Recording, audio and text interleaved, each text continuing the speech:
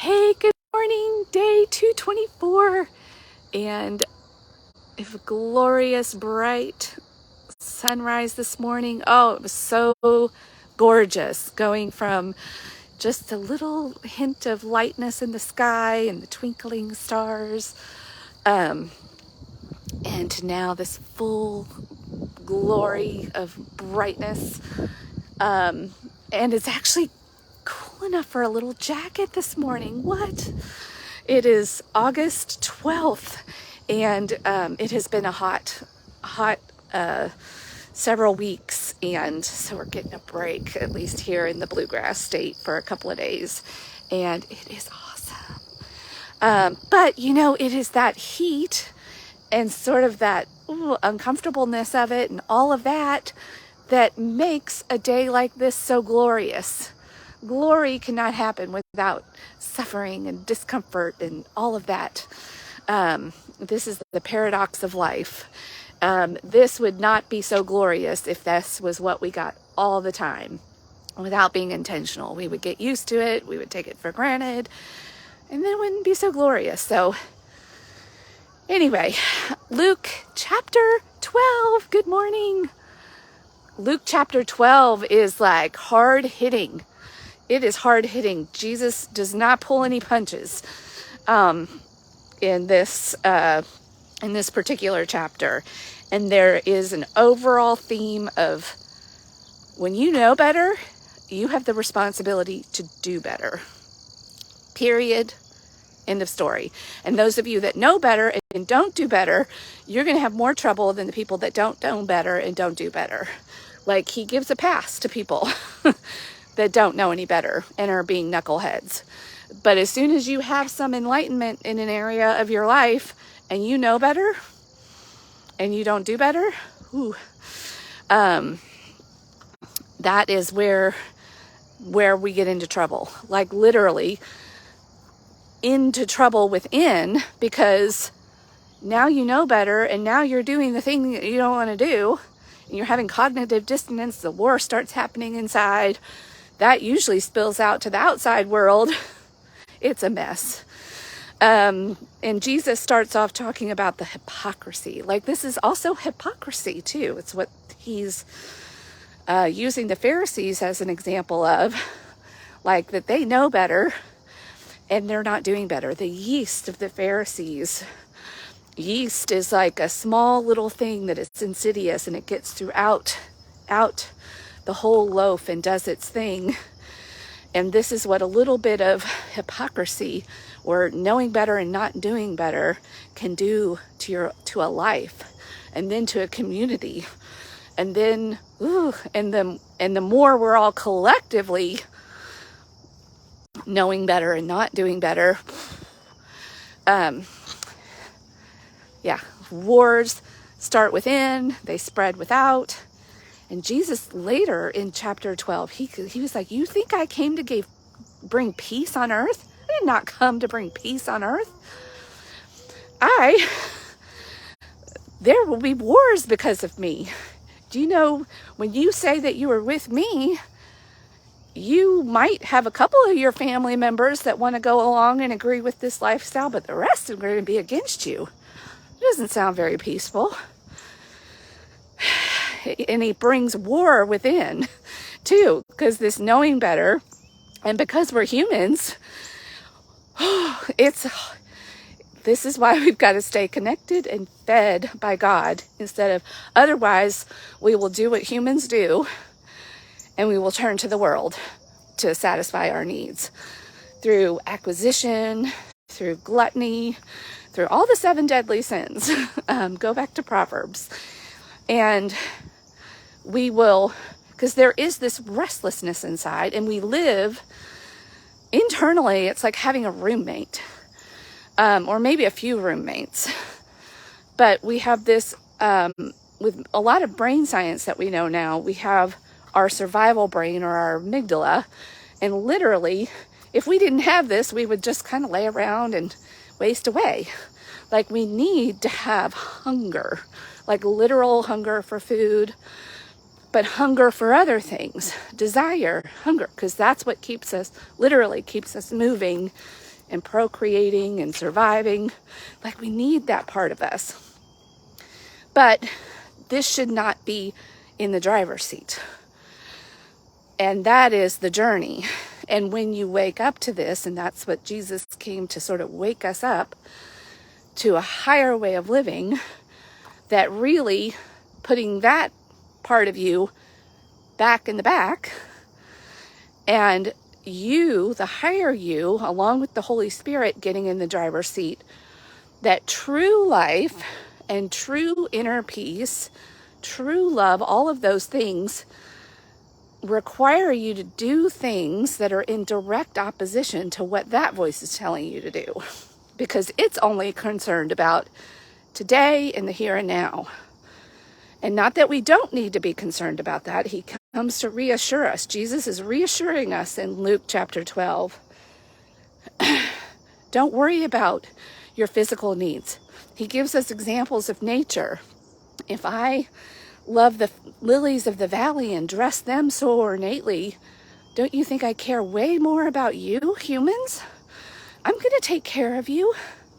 Like, relax. Let that survival part of you relax, because true life is found when you can relax in that, knowing that your needs are going to be taken care of. Then you can focus on the bigger things of life, which then allows you to reach outside of yourself and help others.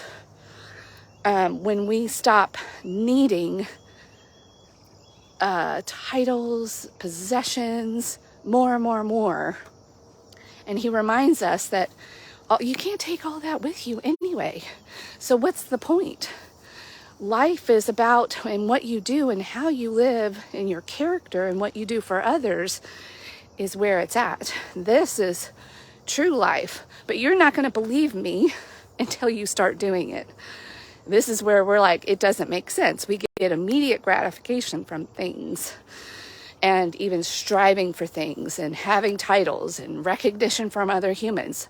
That isn't like, that feels good immediately. Like, we know it, we want it, and it's like, it's instant. We get instant feedback from other humans. Step out of line, step in line. People please, all of that. And that's not the way God's world works. That's more of a slow rising and waking up, because you have to go through multiple experiences of pushing through that discomfort, doing what he says, and then you're like, oh, this way of feeling and living is so much better. But it's not always immediate. And some of the ways, I know there are a lot of believers out there that try to shortcut the system, and they end up getting frustrated. This is sort of that parable of the seeds. They're excited, and then they can easily still get choked back out, because they're looking, that instant gratification part of them is still the one that's wanting to be fed and still is getting fed. So this other way is a little bit slower build. It's a slower, and it comes a little bit at a time, day by day, minute by minute, tapping into prayer and the Holy Spirit and God's way, and then trying uncomfortably and fumbling and stumbling through it, of trying to do things God's way, and then one little bit at a time getting a reward, and then letting that build, and then all of a sudden one day you're like, oh, maybe this is the better way. And maybe I can, and then one day maybe you wake up and you're like, oh, I mean, I like my job and I love getting that title and the recognition, but I don't need it anymore. I'm so much more fulfilled by my relationship with the Holy Spirit. And so you can still enjoy those things, but you don't cling to them so tightly. You can hold things more loosely. And then that frees up a lot of your energy to actually go and do where God is directing you to go and do. And then you stop being so worried about having things. There's one line in there where he actually says, what's the worst they can do? Kill your body? Like, don't you know there's so much more than that? But we probably look at that and go, but I don't want my body to be killed. But really, if that's the worst that can happen, and this is only one part of the journey, But we live from such a fear of loss of life, our bodily life, and clinging on to all the bodily comforts, and striving and getting, and not that they're not, but if we get too comfortable, we get bored too. And it's like nothing can satisfy us. We're still very restless. So do you want the restlessness of acquisition and trying to fill up an empty, bottomless pit? Or do you want the restlessness of God, that God causes in the Holy Spirit, which is simultaneously like peaceful and reassuring, but at the same time stirring and calling you for more, and having your eyes open to other people and needs out there. He really does shift your desires. I can't explain it other than I'm just trying to do as much of what he's saying to do in the Bible, and actually reading the Bible every day and spending time with it and reflecting on it. And it is producing something different in me. There is a seed that's been planted, and I'm trying to nurture it. We think of ourselves as little plots of soil, and we in and of ourselves are not only the soil, but we're also the farmer. That's our responsibility, to nurture the Holy Spirit and God's presence within us on earth in partnership, so that then we can become a beautiful plant that produces fruit, so that anybody that comes within us, in our sphere, not within us, within our sphere of where God sends us, will benefit without us really even it's him in us, not in and of us in and of itself, but it's our responsibility. Like when you have a conviction and you know better, and this isn't always an immediate turnabout. It's a process, because again, of this roommate that we live with, that we've got to constantly reassure. And we do that through experience, like reassuring that body, hey, we're going to be okay if we don't have that title, if we don't have that house, if we don't have that car. Hey, good morning. But that part of us won't learn without experience. That's, it's a body, that's how it learns. So the spirit part of you and the knowing part of you has to know better, and has to stick with it, even through the discomfort, even through the perceived threats, as we learn a new way through experience. That people are not, maybe some people won't like us, but that's okay too. That's okay. They're on their own journey, and that may even be part of their journey, learning not to take it personally, and that they're on their own journey with God. And because of the paradox of things, they may need to get to their own rock bottom of despicableness and just doing wrong in order to be convicted. Some of us are convicted with this much, sin in our lives, and some people got to go all the way to the bottom before they're like, oh. But as we learned in the parable of the sinful woman, how a person that is down there and has done that, and they still get forgiven, and they turn their life around, that is a powerful person for the kingdom. And so even those of us that think we sin little, look, sin is sin. I don't know why as humans we like to put grades on it and think that my sin is better than your sin. Sin is sin. And the sooner you can put that light into all the corners of your heart and own it, and see it for what it is, and allow it to cause you to be humble, which allows you to forgive others, as we learned that phrase, or not that phrase, that prayer from Luke chapter 11 yesterday. In order to pray shamelessly with audacity and boldness and immodesty, we can't do it without forgiveness. If you're holding on to sin and another person's sin against you and you're not forgiving, you don't get that privilege to pray shamelessly and boldly.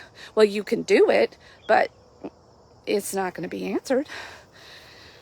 And this takes a lot of inner work, a lot of like dying. This is that whole dying to yourself, dying, crucifying those parts of yourselves, and staying in the tomb for 3 days for a period of time in the in-between before you can be resurrected. And this is simultaneously happening in us all the time. Once you know better and once you become enlightened, like, oh, this is the way it is. I can have peace gradually building in parts of my life while simultaneously I'm going through destruction and reconstruction and building. Like, it's all happening all the time. And this is just part of understanding how it is, and even recognizing that those suffering, painful parts of your life, rather than wishing they would just go away, embracing it and seeing it as evidence of, oh, this is another level that's being worked on, and this is just part of the process. So this is how we can have that peace that surpasses all understanding, joy in suffering. Like, you hear these phrases when you're in Christianese, and you hear people when you're not there yet, and you're like, what in the world are they talking about? Joy in suffering? I will count it all as joy. This is part of it, when you kind of learn, and then you learn to not react and force things as much, or you can catch yourself when you're doing it and go, oh, there I am being human. There I am. There's my survival part that's trying to do something and force something. And then that's taking energy off of where God really wants me to be and who I could be focused on and helping over here. Which, when we give, we receive.